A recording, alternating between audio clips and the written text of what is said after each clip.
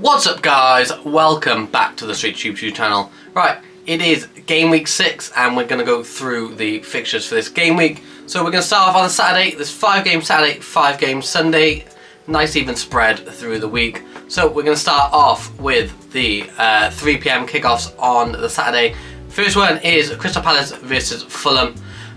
Crystal Palace, they were quite unlucky to not get a result against Aston Villa last weekend.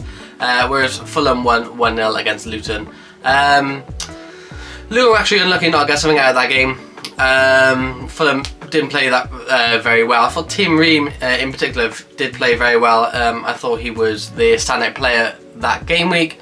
And with, like I said, with Crystal Palace, they conceded 2 late goals against Aston Villa to lose that game. Otherwise, it would have been a decent performance by Crystal Palace away from home. So I'm going to go for them to bounce back this week, and I'm going to go for a Crystal Palace 2-1 victory. Obviously Fulham, they seem to be lacking goals at the moment. I can't really, obviously with Mitrovic going, I can't really see where their goals are coming from. Obviously Andreas Pereira, he comes up with a few.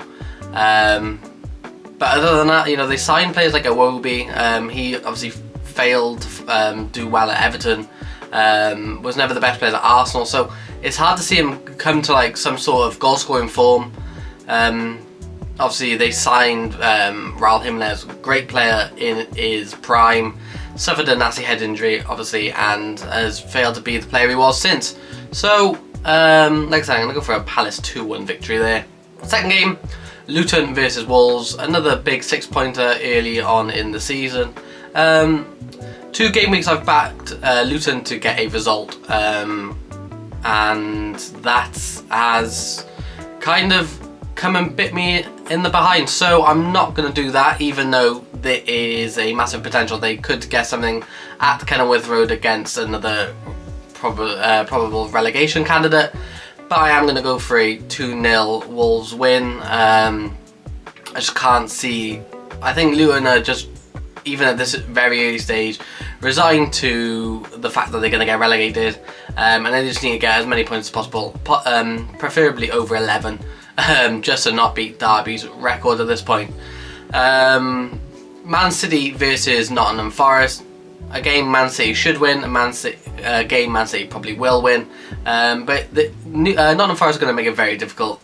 Everyone knows how they're going to set up. It's going to be 2 banks of 4. And then they're all going to sit deep, make it very difficult for Man City, and try and hit them on the counter attack.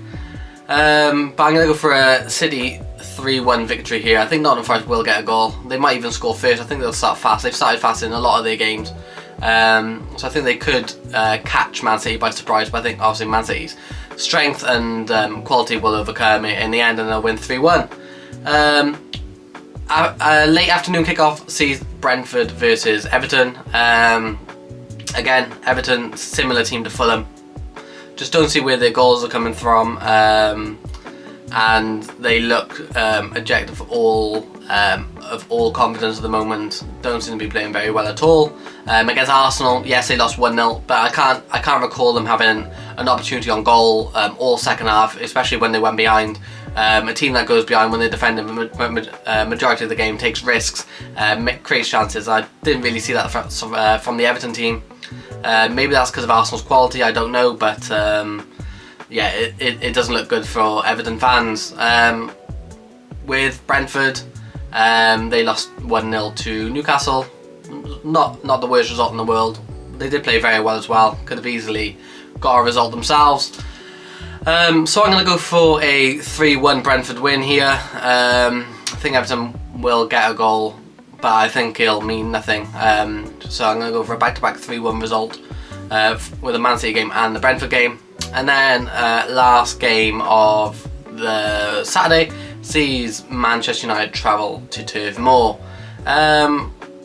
Manchester United, what can we say? They're lacking in so many areas.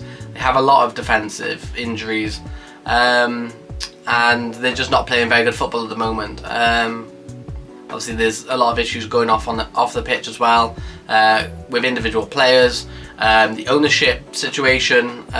So the sooner they get all that sorted, there'll be less noise around Old Trafford, and they can get back to just solely focusing on the football side of things.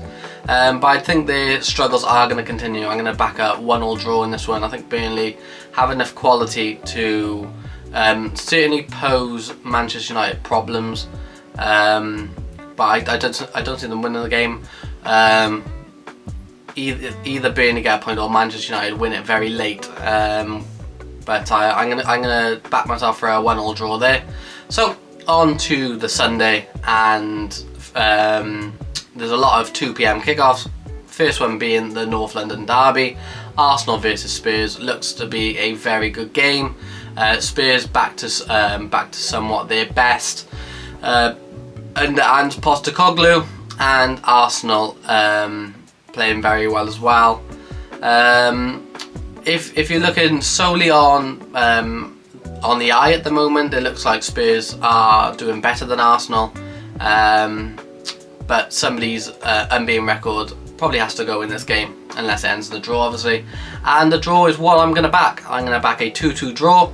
I think the results fit Spurs more than Arsenal, but I think a 2-2 draw. Both teams playing well. Both teams won't want to lose the game, and I think a draw will be a respectable result for both. On to Brighton versus Bournemouth. Brighton suffered a unexpected loss to AEK Athens last night, and yes, they did. They've got a lot of injuries and stuff like that, and illness throughout the camp. So it's hard to put a finger on that result. I think it must have just been an off day, but I think they'll bounce back against this Bournemouth side, who play decent football themselves. I think Bournemouth, like I said throughout a lot of these videos, will get better as the season progresses, as this manager has a lot more time with the players. So I'm going to go for a Brighton 2-1 victory. I think it'll be difficult for them, but I think they'll get the job done in the end. So on to Chelsea versus Aston Villa. 2 teams where their form is a bit mixed at the moment. A couple of wins here, a couple of losses there. None of them are in terrific form. So with Chelsea, obviously, again, another team that has a lot of injuries but has a big squad to cope with it. And Aston Villa, who have the quality to cause a team like Chelsea a lot of problems. I don't see a lot of goals in this Chelsea team at the moment. Pochettino seems to like having two attackers in his lineup, and then push Chilwell further forward. I don't like that personally. You need goal scorers in the team, and I think Aston Villa are going to cause Chelsea a lot of problems. I'm going to back an Aston Villa win here. I think they're going to win this game 2-1. I think Ollie Watkins are going to get on the score sheet again. Liverpool versus West Ham. 2 teams on the same number of points. Are they? No, they're not. They lost last weekend, West Ham. But one notable thing that was said was that by Mikel Antonio is that they are going to finish ahead of Liverpool this season. So this is a massive game for them. If they fall 6 points behind Liverpool, if they lose this game, then it's 6 points is nothing in the Premier League these days. But it will make it a bit difficult. But I am going to back a Liverpool victory here. They done it last season at Anfield with a 1-0 Darwin Núñez goal, and I'm going to back a 2-0 victory in this one. I think Liverpool going forward, they have a lot of quality, way too much quality, but they are going behind in games very early on. It's happened quite for a few seasons now where they're just struggling to start the game very quickly, and that could potentially come back and bite Liverpool, especially against a team with a lot of quality in West Ham.